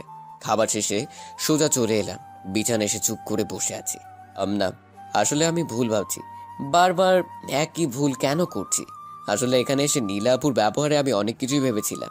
ভালোই হয়েছে, এত তাড়াতাড়ি ভুলটা ভেঙে গেছে। রুমে আর ভালো লাগছে না, তাই ছাদে চলে আসলাম। ছাদের মধ্যে এসে অন্যদিকে তাকিয়ে রইলাম। আবার সেই কষ্টটা নাড়া দিয়ে উঠলো। কেন সব ভাবতে লাগলাম? হঠাৎ ছাদের অন্যদিকে চোখ গেল। দেখি নীলা আপু ছাদের ব্যালকনিতে হেলান দিয়ে ফোন টিপছে। হয়তো আগে থেকে এখানে এসেছে, নয়তোবা আমার পরে। এলো তো এলোই, আমাকে দেখলোই না। ভেবেছিলাম আজকে নীলা আপুকে নিলয়ের ব্যাপারটা জিজ্ঞেস করব, কিন্তু এখন আর তা জানার ইচ্ছে নেই। জেনেই বা কি করবো? দেখে মনে হচ্ছে কারোর সাথে মন দিয়ে চ্যাটিং করছে। থাক, আর ডিস্টার্ব না করি। যেই ছাদ থেকে নিচে নামতে যাব তখনই নীলা আপু ডাক দিল আমাকে। মুখে দেখি হাসি লেগে আছে। বাহ, নিজের বিয়ের খবর শুনে এত খুশি। নীলা আপু আমার কাছে এসেই হাসি মুখে জিজ্ঞেস করলো, কিরে ছাদে কখন এলি? আবার চলেও যাচ্ছি? এই তো হাওয়া খেতে এসেছিলাম। হাওয়া খাওয়া হয়েছে তাই রুমে যাচ্ছি, অনেক পড়া আছে। ও, তোর তো আবার কিছুদিন পর পরীক্ষা। যা পড়তে বস গিয়ে। কোনো সমস্যা হলে আমাকে বলবি। আচ্ছা, আমি এটা বলেই চলে এলাম। আমি ভেবেছিলাম যে আমাকে ডেকে কথা বলবে, এভাবে যে দাঁড়িয়ে দিবে তা ভাবেনি। মুখে কি হাসি দেখো। আরে বাবা, বিয়ে হতে যাচ্ছে তাতে কি? এত অদীক্ষাতা দেখানোর কি আছে? ফালতু। শেষ পরীক্ষাটা দিয়ে এসে দেখি বাড়িতে লোকজনের অভাব নেই, সবাই কাজ করছে। বাড়িটা সুন্দর করে সাজানো হচ্ছে আর কি, আর নানা রঙের বাতি দিয়ে সাজানো হচ্ছে। এই বাড়িটা বিয়ে বলে কথা। আমি এদিক ওদিক তাকিয়ে নিজের রুমে যাচ্ছিলাম। সবাই দিকে খুব ব্যস্ত। আমি কারো নজরে পড়লাম না। মনে হয় আজকে আমার শেষ পরীক্ষা ছিল, কিন্তু মনে হচ্ছে এমন কেউ এই বাসাতে নেই যে আমার পরীক্ষা কেমন হলো তা জিজ্ঞেস করবে। আমি নিজের রুমে এসে চুপচাপ বসে রইলাম। কিছুক্ষণ বসে থাকার পর আর ভালো লাগছে না, তাই ভাবছি যাই ছাদে যাই, যদি একটু ভালো লাগে। কিন্তু বাইরে এসে দেখি ছাদে এক প্রকার জলসা চলছে। সবাই মিলে আড্ডা দিচ্ছে আর হাসাহাসি করছে। সবার মাঝখানে বসে আছে নীলা আপু, সেও সবার সাথে হাসছে। নীলা আপুর হাসির শব্দটা বরাবরই সুন্দর। সবার হাসির মাঝেও এই হাসিটা আলাদা করা যায়। কিছুক্ষণ সেখানে তাকিয়ে থেকে আবার নিজের রুমে চলে এলাম। এখন কি শান্তিতে ছাদেও যেতে পারবো না? রুমে এসে গালে হাত দিয়ে বসে আছি, মেজাজটাই খারাপ হয়ে যাচ্ছে বসে থাকতে থাকতে। ক্ষুধাও লাগছে অনেক। আসলে দুপুরে কিছু খাইনি, ক্ষুধার সহ্য করতে না পেরে নিচে চলে এলাম। নিচে এসেই আম্মুকে পেয়ে গেলাম। কার সাথে জানি কথা বলছে, তাই তার পাশে গিয়ে দাঁড়ালাম আর বলতে লাগলাম, মা মা মা, ওই আন্টিটার সাথে কথা বলছে। আমি যে ডাকতেছি সেটা মনে হয় শুনতেই পাচ্ছে না। মা। এটা কি ধরনের ব্যবহার লাবিব? তুই দেখছিস না একজনের সাথে কথা বলছি? কিন্তু মা, আমার খিদে। আবার কথাটা শোনার আগে আম্মু সেই আন্টির সাথে কথা বলতে বলতে হেঁটে চলে গেল, আর আমি হা হয়ে তাকিয়েছিলাম। এমনটাও আমার সাথে হবার ছিল? এতদিন আম্মু খাবার নিয়ে আমার পিছু পিছু ঘুরতো, আর আজকে আমি নিজে থেকে যাচ্ছি তবুও পাচ্ছি না। মনে হচ্ছে না এটা আমার নিজের বাড়ি, আর বাড়ির মানুষগুলো আমার আপনজন। সবাই আজকে এতটা ব্যস্ত যে আমাকে ভুলেই গেছে। কিছুক্ষণ ছন্নছাড়া হয়ে এদিক সেদিক ঘুরলাম, যদি আমার মুখ দেখে কারোর মায়া হয় আর কি। না, একে তো খালি পেট, তার উপর আবার এই কোলাহল, ভালো লাগছিল না। তাই আমার নিজের রুমে চলে এলাম। তখন হঠাৎ লাবিব। নীলাপুর কণ্ঠ শুনে হকচকিয়ে উঠে বসে পড়লাম। উঠেই নীলাপুর দিকে হা করে তাকিয়েছিলাম। নীলাপু এখন বউ সাজে আছে, শুধু ঘোমটাটাই নেই মাথায় তার। অনেক সুন্দর লাগছে এই সাজে তাকে। মন চাচ্ছে অপলক তাকিয়ে থাকি। পরক্ষণে মনে হলো একটু পর ওর বিয়ে। তাই এসব ভেবে লাভ নেই। চোখ নামিয়ে জিজ্ঞেস করতে যাব আমার রুমে কেন। তার আগে নীলা আপু বলল। লাবিব, তোর পরীক্ষা কেমন হলো? আমি অবাক হয়ে মাথা ঝাঁকালাম, এটা জানার জন্য যে সে এই সময় এখানে কেন। আচ্ছা, তোর সাথে আমার একটা গুরুত্বপূর্ণ কথা ছিল। কি কথা বলুন। আসলে কি করে যে বলবো। সমস্যা নেই, বলেন। আসলে আরে নীলা, তুই এখন এখানে কি করছিস? দরজার কাছ থেকে মা এই কথাটা বললো। মার দিকে তাকাতেই নীলা আপু চমকে উঠলো আর বলল। আসলে ওর সাথে আমার কিছু কথা বলার ছিল, সেই জন্যই। এখন আবার কি কথা তোর? পরে অনেক সময় পাবি কথা বলার জন্য, তখন বলি। এখন যা, নিজের রুমে যা। নীলা আপু আর কিছু না বলে আমার দিকে একবার তাকিয়ে মাথা নিচু করে চলে গেল। তখন মা আমার দিকে তাকিয়ে একটা হাসি দিয়ে বলল। নে, জলদি এগুলো পরে রেডি হয়ে নে। আমি মার হাতের দিকে তাকিয়ে দেখি বড় শেরওয়ানি আর পায়জামা। আমি অবাক হয়ে মার দিকে তাকালাম। তখন মা একটা মুচকি হাসি দিল। মায়ের সেই হাসিতে যেন আমি আমার সব উত্তর পেয়ে গেলাম। সাথে সাথে আমি আবেগে মাকে জড়িয়ে ধরলাম। তখন মা আমার কপালে একটা চুমু দিয়ে বলল। জলদি রেডি হয়ে নিচে চলে আয়, সবাই অপেক্ষা করছে। মা চলে যাওয়ার পর নিজে নিজেই হাসতে লাগলাম। তার মানে এতদিন বাসার সবাই আমার সাথে গেম খেলছিল, আর নীলাও কম কিছু করেনি। আমি এতদিন বোকার মতো অসহায় হয়ে সবকিছু সহ্য করে গেছি। এখন আমি নীলার পাশে বরের বেশে বসে রয়েছি। কখনো ভাবতেও পারিনি এই দিনটা আসবে। অন্যান্য লোকেরা আমাদের সামনে বসে আছে আর আমার নিকটে বসে আছে কাজী। এক ধরনের অসাধারণ অনুভূতি হচ্ছে। স্বপ্নের ভাবতে পারিনি নীলা আর আমার বিয়ে হবে। কাজী সাহেব নিজের কাজ করে যাচ্ছেন। অবশেষে বিয়ের কাজটা ঠিকভাবে সম্পন্ন হলো। সবাই নীলাকে ঘরে নিয়ে যায়। একটু পর দাদু কাছে এলো আমার, আর নানা কথা বলতে লাগলো। আমি শুনেই যাচ্ছি।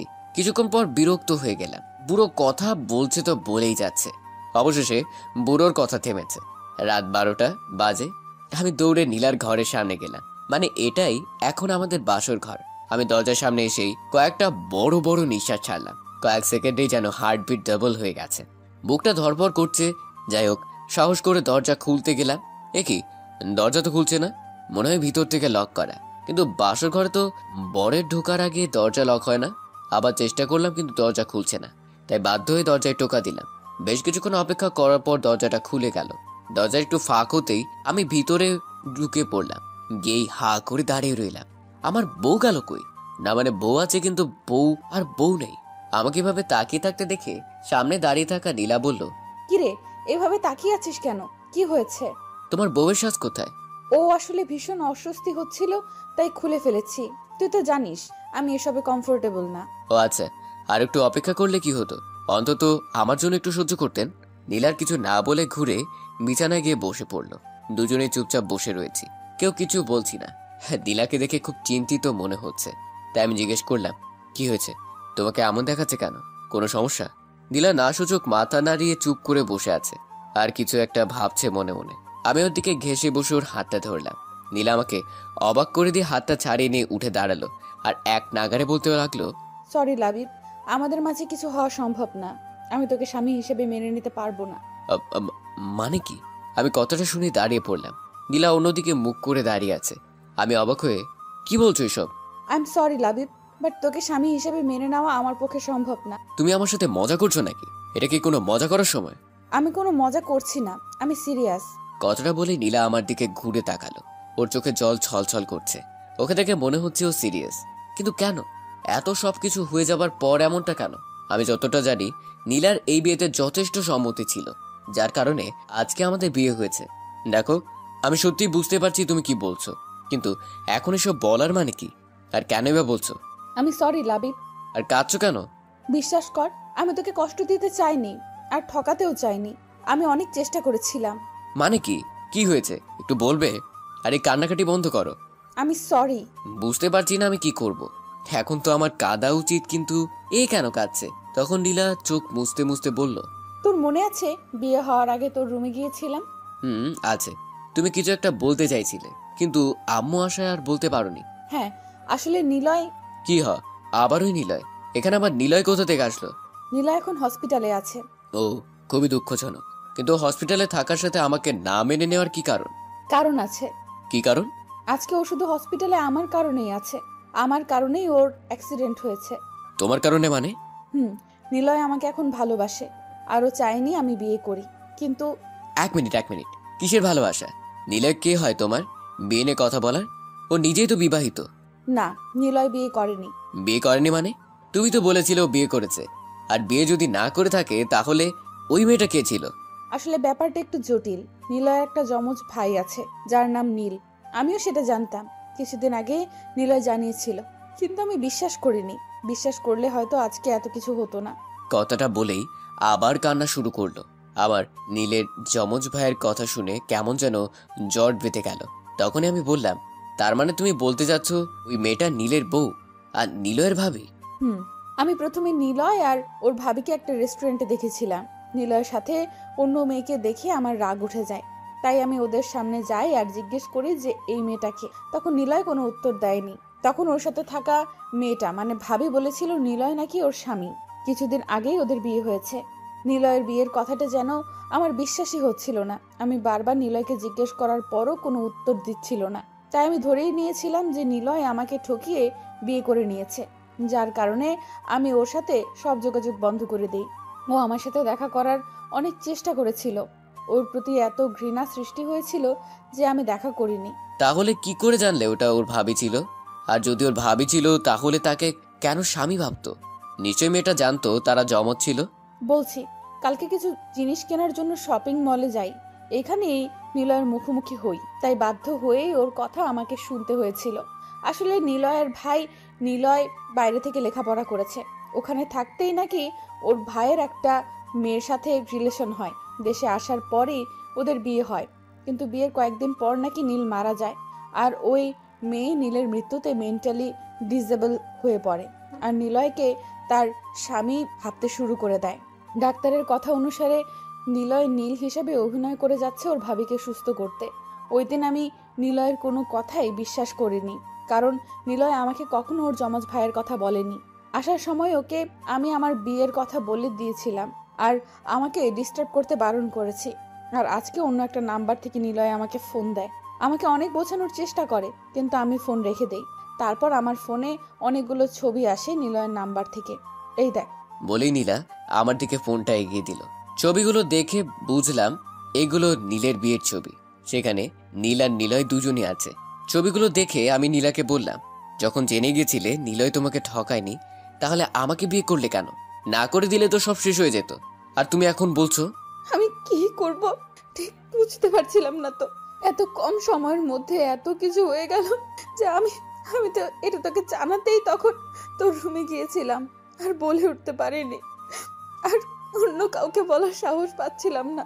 ওয়াও, আমি সরি লাবিব, আমাকে ক্ষমা করে দে। এইটুকু বলেই আবার কাঁদতে লাগলো। আর আমি চুপ করে বসে রইলাম। হাসি পাচ্ছে খুব আমার। ও আমার ভাগ্যের উপর কি ভুল করেছিলাম যে আমাকে তার মাসুল দিতে হচ্ছে? হয়তো নীলাকে ভালোবাসাটাই আমার সব থেকে বড় ভুল ছিল। আমার না খুব ভয় করছে, নিলয়ের না কিছু। নীলার কথাটা শুনে রাগ উঠে গেল।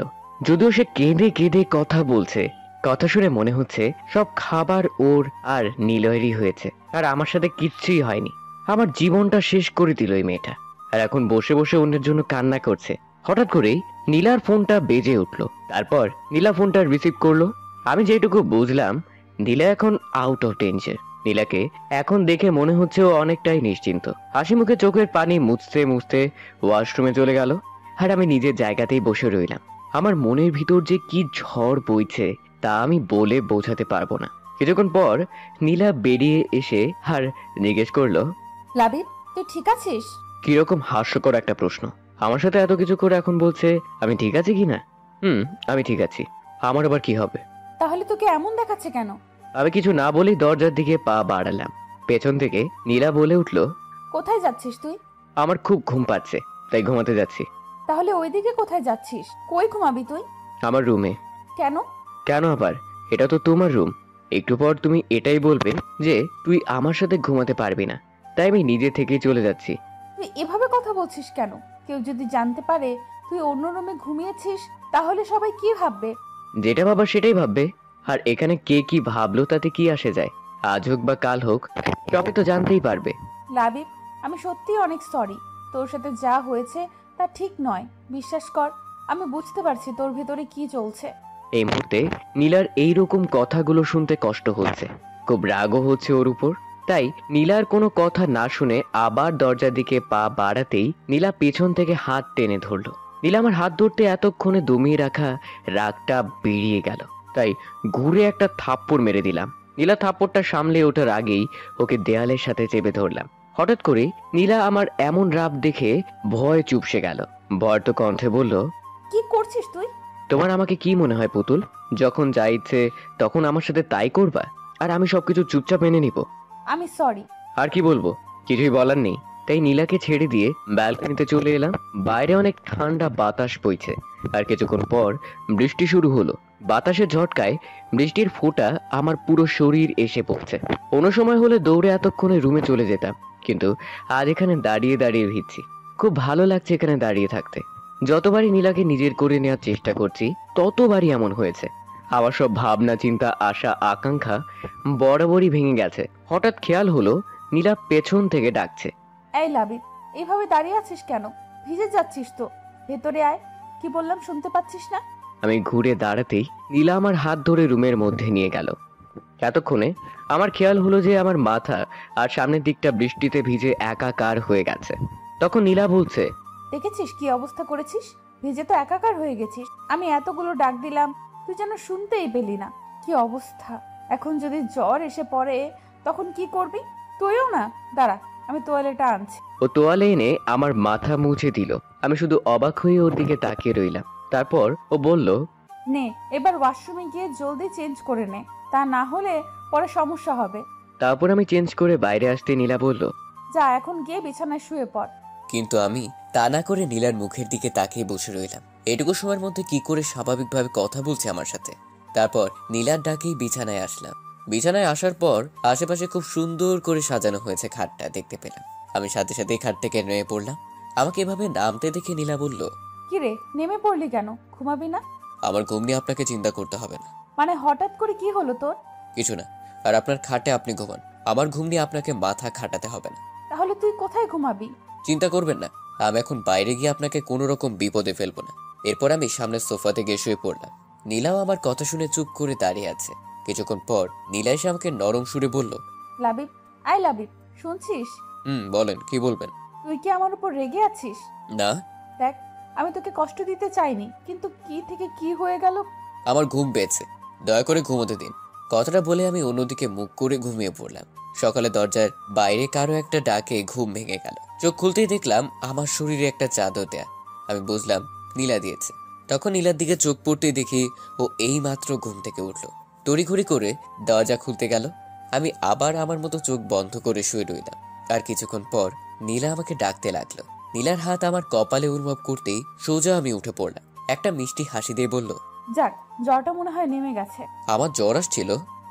আসছিল তো। রাতে বেশ ভালোই জ্বর এসেছিল। ও। রাতেই বুঝেছিলাম যে তোর জ্বর আসবে, তাই আর ঘুমোইনি। কেন ঘুমোনি কেন? আমি ঘুমালে তোর জ্বরটা কি কমতো নাকি? আমার জন্য আপনাকে রাত জাগতে বলেছি নাকি? এছাড়া এই জ্বর আমার কাছে নতুন কিছু না। আরে এটা কি ধরনের কথা? তোকে ওভাবে কষ্ট পেতে দেখবো নাকি? ও আচ্ছা, আমার কষ্ট নিয়ে আপনি এতটা ভাবেন? অনেক ধন্যবাদ আপনাকে। নীলা আমার কথার খোঁচাটা বুঝতে পেরে চুপ করে মাথা নিচু করে বলল, এভাবে বলছিস কেন? আমি তো ইচ্ছে করে তোর সাথে এমনটা করিনি। তো একবারও বলিনি আপনি ইচ্ছে করে এমনটা করেছেন। এটা আমার ভাগ্যে ছিল, আপনার কোনো দোষ নেই। লাবিব দেখ, আমরা চাইলে কিন্তু ব্যাপারটা সহজ করতে পারি। আপনার কাছে এই ব্যাপারটা যতটা সহজ মনে হচ্ছে, আমার কাছে এই ব্যাপারটা ততটাই কঠিন। অবশ্য আপনি এটা বুঝবেন না, বুঝলে হয়তো এমনটা আমার সাথে হতো না। লাবিব, আপনি চিন্তা করবেন না, আর আপনি নিশ্চিন্ত থাকতে পারেন যে আমি আপনাকে কখনো আটকাবো না, আর আটকানোর চেষ্টাও করব না। আপনি যখনই চান তখনই আপনি নিলয়ের কাছে যেতে পারেন। আর একটা কথা, ভবিষ্যতে আমার প্রতি আর দয়া দেখাতে আসবেন না, ওইটা আরো বেশি কষ্ট দেয়। নীলা কিছু বলতে যাচ্ছিল, কিন্তু আমি সোজা ওয়াশরুমে চলে আসলাম। ফ্রেশ হয়ে আসতে নীলা বলল, আমাদের নিচে যেতে বলে গেছে, তুই দাঁড়া আমি আসতেছি। তারপর নাস্তা করে ড্রয়িং রুমে বসে আছি বাকি সবার মতো। বাকি সবে বলতে দাদু আর জেঠুই বসে আছে। বাবা অফিসের জন্য বেরিয়ে গেছেন। আমি ফোন টিপছিলাম। বেশ কিছুক্ষণ পর দুদু আমাকে বলে উঠলো, তা দাদু ভাই, কালকে তো তোমার পরীক্ষা ছিল। আসলে কালকে সবকিছু নিয়ে ব্যস্ত থাকার কারণে তোমাকে জিজ্ঞেস করতেই পারিনি। তা কেমন হয়েছে পরীক্ষা? ভালোই।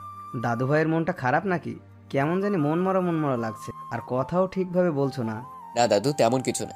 আসলে কাল রাতে ঘুম হয়নি, তাই। দাদু কথাটা শুনেই কাশতে লাগলো। যেটু খবরের কাগজটা পড়ার জন্য বড় করে ধরলেন মুখের উপর। রোমান্টি মানে কাজের লোক চা দিতে এসেছিল। আমার কথাটা শুনে ফিক করে হাসি দিয়ে চলে গেল। আমি হঠাৎ করে সবার এমন আচরণের কোনো হেতু খুঁজে পেলাম না। তখন চায়ের কাপটা হাতে নিয়ে একটা চুমুক দিয়েছি। আবার রুমি আন্টি এসে আমাকে বলল যে নীলা নাকি আমাকে ডাকছে রুমের মধ্যে। আজব, এই মহিলা খালি হাসে কেন? এবার সোজা উপরে রুমে চলে এলাম। এসে দেখি নীলা ড্রেসিং টেবিলের সামনে বসে চুল আঁচড়াচ্ছিল। তখন আমি কাছে গিয়ে বললাম, আপনি নাকি ডাকছিলেন? আসলে আমি একটু বের হব। সেটা আমাকে এভাবে ডেকে বলার কি আছে? আপনার ইচ্ছে হয়েছে আপনি যাবেন?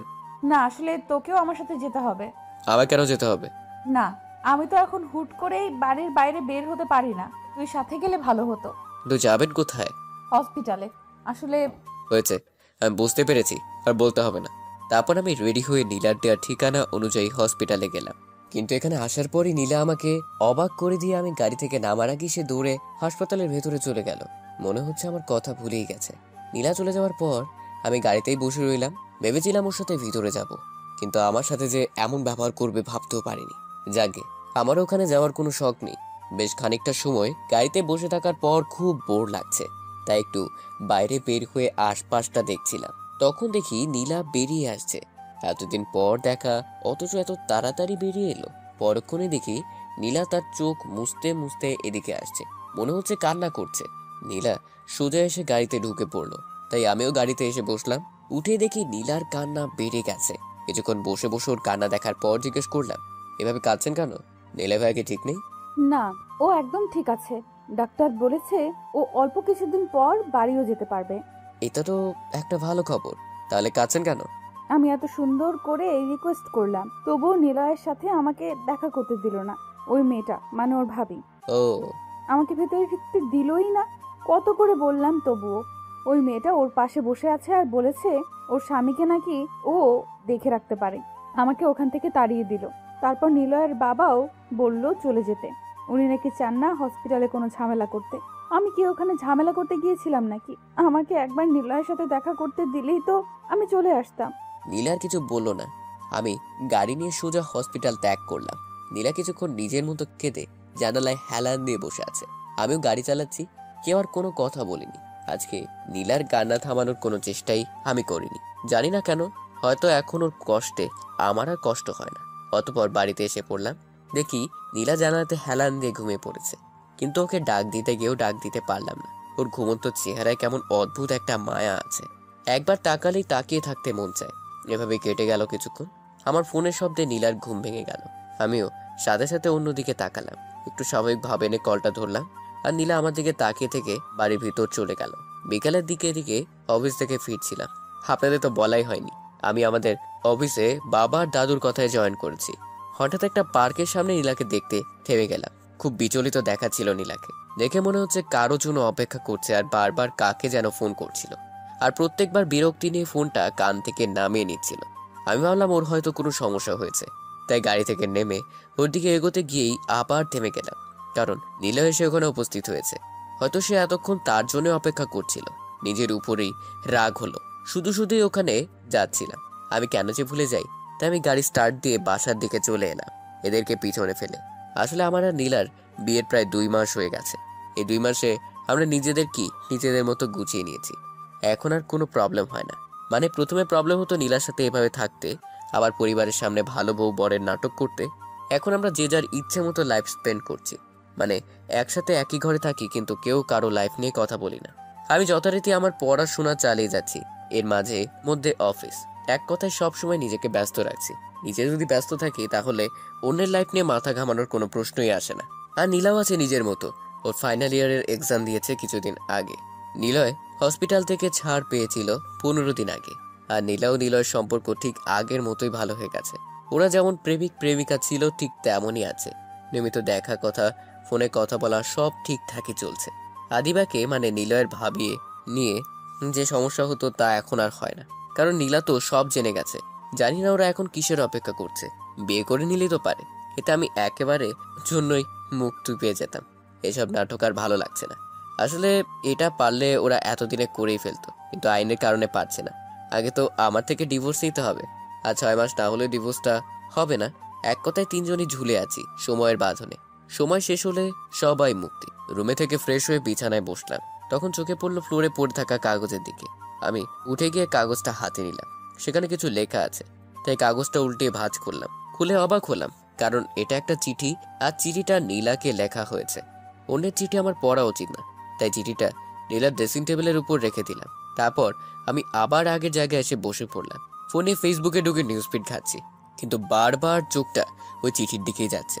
শান্তি পাচ্ছি না কোনো মতেই, তাই আর থাকতে না পেরে চিঠিটা নিয়ে এসে পড়তে লাগলাম। লেখা ছিল, প্রিয় নীলা, কিছুদিন থেকে আমি তোমাকে একটা কথা বলবো, কিন্তু বলে উঠতে পারছি, যদিও এটা তোমাকে এখন বলা জরুরি। যতবারই বলতে গেছি ততবারই আটকে গেছি কোনো না কোনো কারণে। আমি এটা বুঝতে পেরেছি যে আমি এই কথাগুলো তোমার সামনাসামনি বলতে পারবো না, তাই বাধ্য হয়েই এই চিঠিটি লিখেছি। আমি জানি তুমি এই চিঠিটা পড়লে হয়তোবা রাগ করবে, নয়তোবা কষ্ট পাবে।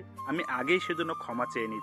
আসলে কথাটা হলো, আমি মনে করি আমাদের এখন একটা সিদ্ধান্ত নিতে হবে, কিন্তু তার আগে তোমাকে কিছু জানিয়ে দেওয়া দরকার। আমার ভাই নীল ও তার বউ সম্পর্কে তুমি সবই জানো। নীলের বউ আবিদা আমাকে নীল ভাবে, জানো। আমি ভেবে পাচ্ছি না একটা মানুষ কি করে একজনকে এতটা ভালোবাসতে পারে। তার ভালোবাসার মানুষ যে আর নেই সে তা বিশ্বাস করে না। যে কয়দিন আমি হাসপাতালে থেকেছি, আমি বুঝেছি যে আদিবা অতটা সহজ সরল।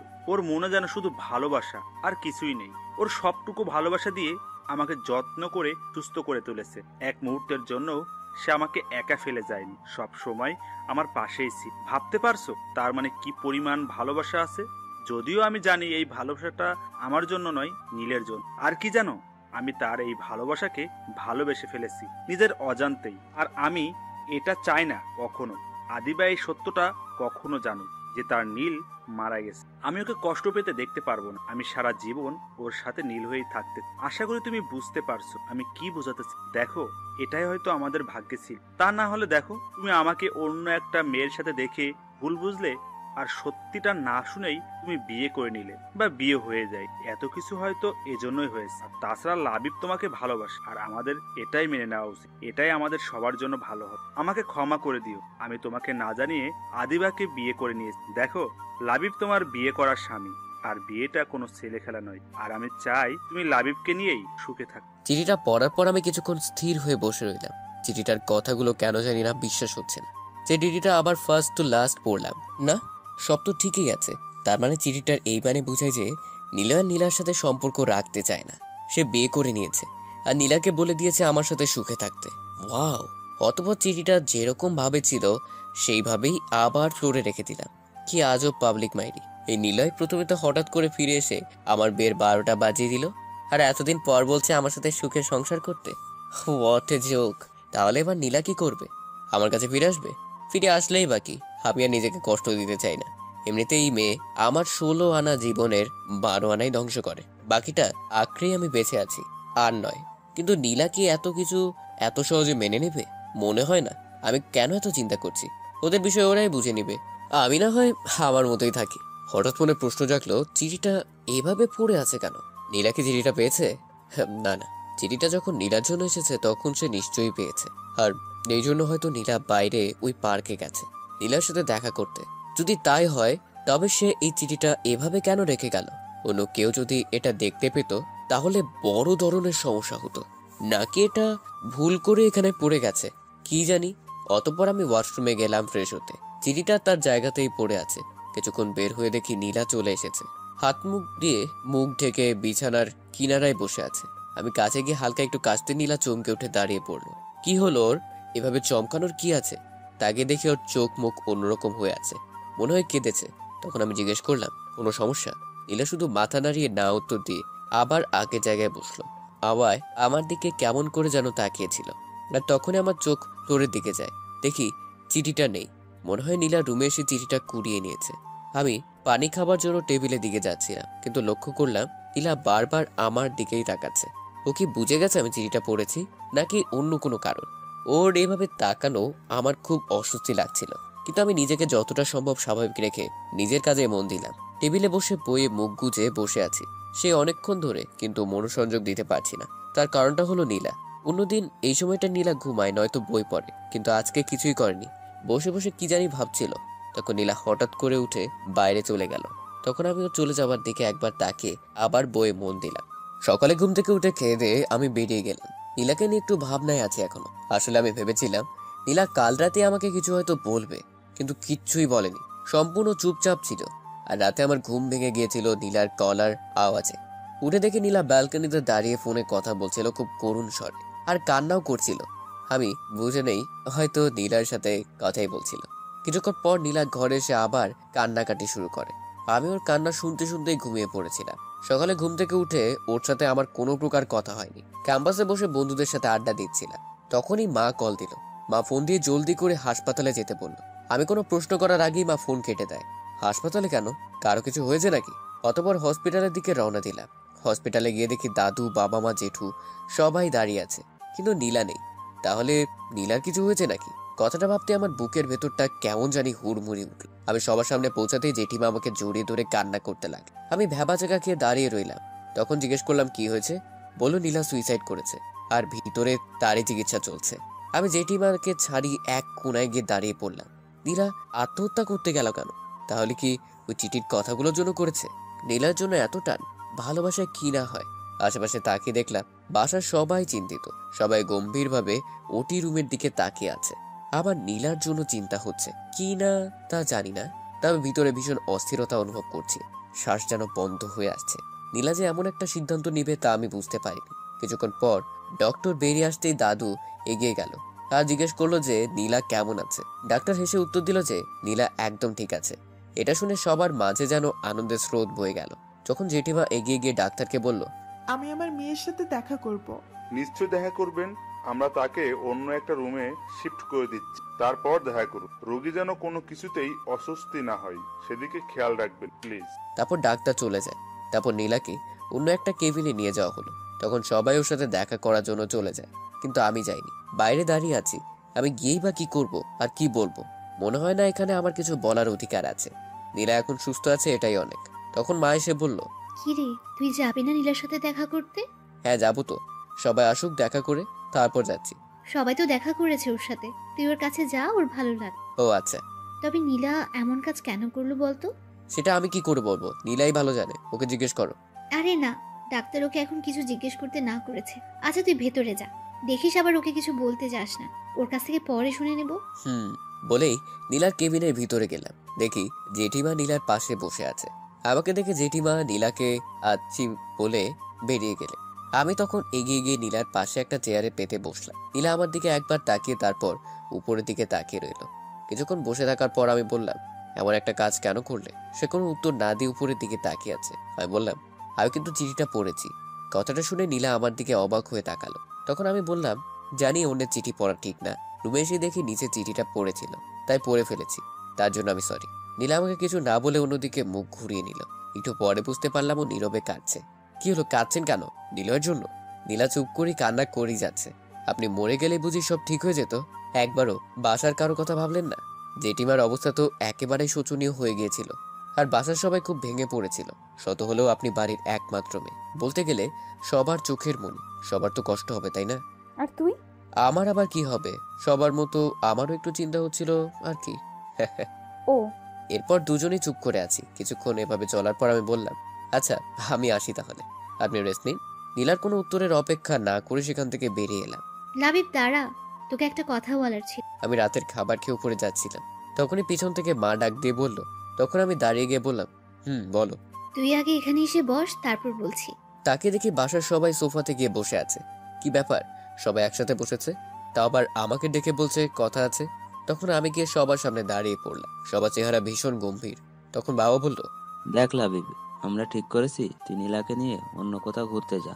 আসলে মেয়েটা কিছুদিন আগে এমন একটা ঘটনা ঘটালো, তারপর বাসাতে এসে এত কিছু হয়েছে, অথচ কারোর সাথে তেমন কথা বলছেন, সারাক্ষণ ঘরে বসে থাকে। তাই আমাদের মনে হয় অন্য কোথাও ঘুরে আসলে ওর মন ভালো হয়ে যাবে। তা না হলে এমন ভাবে আর কতদিন। কিন্তু এখন আমি কি করে যেতে পারি? সামনে আমার পরীক্ষা, একটাও ক্লাস মিস করা যাবে না। এ কদিন ক্লাস না করলে কিছুই হবে না। মা, তুমি বুঝতে পারছো না আমার। আচ্ছা তোর কি ক্লাস নীলার থেকে বেশি জরুরি?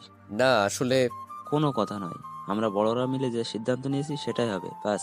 আচ্ছা তোদের মাঝে সবকিছু ঠিক আছে তো? একে অপরকে নিয়ে খুশি না? তোদের মাঝে কি এখনো বনিবনা হয়ে ওঠেনি? তোদের দুজনের সম্মতিতে আমরা বিয়েটা দিয়েছিলাম, এখন যদি এমন করিস তাহলে। আরে মা, সবকিছু ঠিক আছে, কোনো সমস্যা নেই। আমি তো শুধু। অনেক হয়েছে, তোমরা দুইজন কিছুদিনের জন্য ঘুরতে যাচ্ছ, এটাই ফাইনাল। আচ্ছা ঠিক আছে, আগে তোমরা নীলাকে জিজ্ঞেস করে দেখো সে যাবে কিনা। তারপর আমি ওখান থেকে চলে এলাম। আসলে নীলা হাসপাতাল থেকে বাসায় ফিরেছে আজ থেকে এক পক্ষকাল হতে চলল। নীলা এখন সুস্থ, তবুও বাসার সবাই ওকে নিয়ে টেনশনে আছে। কারণ নীলা বাসা ফেরার পর থেকে ভীষণ চুপচাপ থাকে, আর এই কয়দিনেও বাসা থেকে বের হয়নি। আর বাসার সবার মনে একটা প্রশ্নই রয়ে গেছে যে নীলা এমন কাজ কেন করতে গিয়েছিল, কি এমন কষ্ট আছে ওর। মা তাকে জিজ্ঞেস করেছিল একবার, তবে কিচ্ছু বলেনি। টেবিলের খাবার টেবিলে রেখে সে উঠে গিয়েছিল, তাই আর কেউ তাকে কিছু জিজ্ঞেস করেনি। আর আমার সাথেও নীলার তেমন কথা হয়নি। আমি নিজে থেকে কখনো কিছু বলতে যাই না। কয়েকবার নীলা কিছু বলতে এসেছিল, তখন আমি এড়িয়ে গিয়েছিলাম। তবে একটা বিষয় আমাকেও কিঞ্চিত ভাবাচ্ছে, এই কয়েকদিনে নীলার চেহারা অনেকটাই ভেঙে গেছে। আমি ডুবে না গিয়ে ছাদে গেলাম। এটা আমার এখন অভ্যেস, রাতের খাবার খেয়ে ছাদে আসা। ছাদে রাতের পরিবেশটা খুব ভালো লাগে আমার। আজকে বেশিক্ষণ ছাদে দাঁড়ালাম না, নিজের রুমে চলে এলাম। এসে দেখি মা রুমে নীলার সাথে কথা বলছিল। হয়তো আমাকে দেখে থেমে গেল। আমাকে দরজায় দাঁড়িয়ে থাকতে দেখে মা বলল, এতক্ষণ কোথায় ছিলি তুই? ছাদে ছিলাম। কেন, কোনো কাজ ছিল? এই রাতের বেলা তুই ছাদে কি করছিলি? নীলা একা একা রুমে বসে আছে। আমি কিছু বললাম না, চুপ করে আছি। তখন মা নীলাকে বলল, কি বললাম বুঝতে পারছিস তো? কাল সকালে আমাকে জানাবে কিন্তু। তাহলে আমি এখন যাই।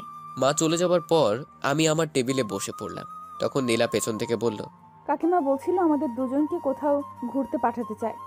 জানি, আমাকে একটু আগেই বলেছে। আর আমাকে বলল তোর সাথে কথা বলতে, কোথায় যাই তা কালকে জানাতে। কিন্তু তার আগে আমি জানতে চাই তুই কি যেতে রাজি আছিস? এখানে আমার যেতে চাওয়া না যাওয়ার কোনো কথা নেই। আমাকে চাইলেও যেতে হবে আর না চাইলেও যেতে হবে। সবাই আপনার কথা ভেবে এই প্ল্যানটা করেছে, অতএব এটা আপনার সিদ্ধান্তের উপর নির্ভর করছে। কেন, তুই কি যেতে চাস না? আমি তো বললামই, এখানে আমার মতামত তো ইম্পর্টেন্ট না। আপনি যেতে চাইলে আমাকেও যেতে হবে। তার মানে তুই যেতে চাস না? দেখুন, আমি একবারও বলিনি যে আমি যেতে চাই না। তুই এভাবে কথা বলছিস কেন? আমি কয়েকদিন থেকে লক্ষ্য করছি তুই আমাকে এড়িয়ে চলছিস। আমি কিছু বলতে গেলেই তুই কোনোভাবে সরে যাচ্ছিস। তুই কি আমাকে ইগনোর করছিস? আপনার হয়তো কোথাও একটা ভুল হচ্ছে। আমি আপনাকে ইগনোর করতে যাব কেন? আমার সে যোগ্যতা আছে নাকি?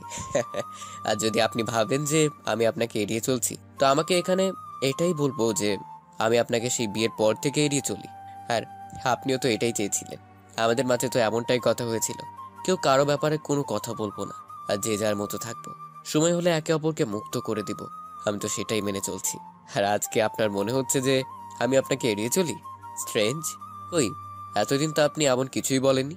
আর এখন এই কথা বলার মানেই বা কি? নীলা চুপচাপ আমার কথাগুলো শুনছিল।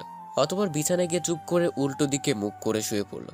আর আমিও আমার কাজে মন দিলাম। কিছুক্ষণ পর শুনতে পেলাম নীলার চাপা কষ্টের আওয়াজ। ভাবলাম মাথায় নেব না। ওমা, কিছুক্ষণ পর দেখি কান্নার আওয়াজ আরো বেড়ে গেল। কতক্ষণ আর এভাবে থাকা যায়? উঠে গিয়ে বিছানার পাশে গিয়ে জিজ্ঞেস করলাম, আপনি কি কাঁদছেন নাকি? কোনো উত্তর নেই, শুধুই কান্নার আওয়াজ। আরে কাঁদছেন কেন? একটু আগেই তো ঠিক ছিলেন। তখন নীলা শোয়া অবস্থাতেই কাঁদতে কাঁদতে জবাব দিল, আমি কাঁদলে তোর কি? তুই জেনে কি করবি? হ্যাঁ, আমার আবার কি হবে? কাঁদছিলেন তাই জিজ্ঞেস করলাম। সরি। তারপর আমি আবার নিজের জায়গায় চলে এলাম। একটু পর দেখি নীলা চোখ মুছতে মুছতে ওয়াশরুমে চলে গেল। কিছুক্ষণ পর বেরিয়ে এসে আমার পিছনে দাঁড়িয়ে পড়লো মনে হয়। তখন আমি পিছন ফিরে বললাম, কিছু কি বলবেন? তুই তো আমাকে ভালোবাসতিস, তাই না? মানে? ভালোবাসতিস কিনা? কি হলো, কথা বলছিস না কেন? বাসতাম হয়তো। প্লিজ এখানেও হেয়ালি করিস না। কিন্তু আপনি হঠাৎ করে এই প্রশ্ন কেন করছেন? জানিস, আমি এই কয়েকদিন অনেক ভেবেছি, আর এখন আমি আমার ভুলটা বুঝতে পেরেছি। তুই আমাকে সেই প্রথম থেকেই ভালোবেসে, আর আমি তোকে অবহেলা করে গেছি, অনেক কষ্ট দিয়েছি না রে তোকে। জানিস, আমি খুব কষ্ট করেই বুঝে গেছি তুই কতটা কষ্ট পেয়েছিস এতদিন, কিন্তু আমাকে কিছুই বলিসনি। কি করে সহ্য করতে? আমি হেসে দিয়ে বললাম, আপনার আবার কি হলো?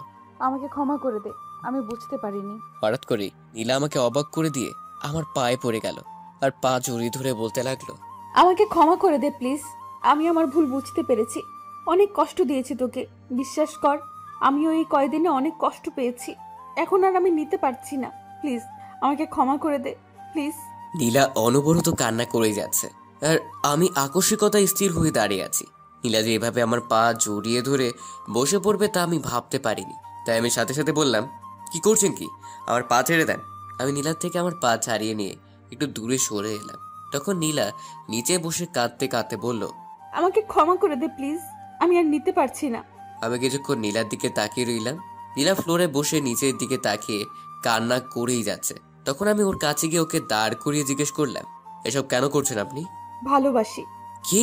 হুম। কখন থেকে? যখন থেকে বুঝতে পেরেছি। আচ্ছা। তখন আমি হাসি মুখে মুচকি হেসে ওর থুতনিতে ধরে মুখটা তুলে জিজ্ঞেস করলাম, তো কতটা ভালোবাসো? আমার এমন ভাব দেখে সাথে সাথে আমাকে জড়িয়ে ধরে কাঁদতে কাঁদতে বলল, খুব খুব ভালোবাসি, সারা জীবন তোকেই ভালোবাসবো। নীলা আমাকে এভাবে জড়িয়ে ধরে দাঁড়িয়ে রইল। তখন আমি ওকে হঠাৎ করে একটা ধাক্কা দিয়ে বললাম, নাটক না নাটক, আমাকে ভালোবাসো। আমি আর নিজেকে কষ্ট দিতে ভুলটি করছি না।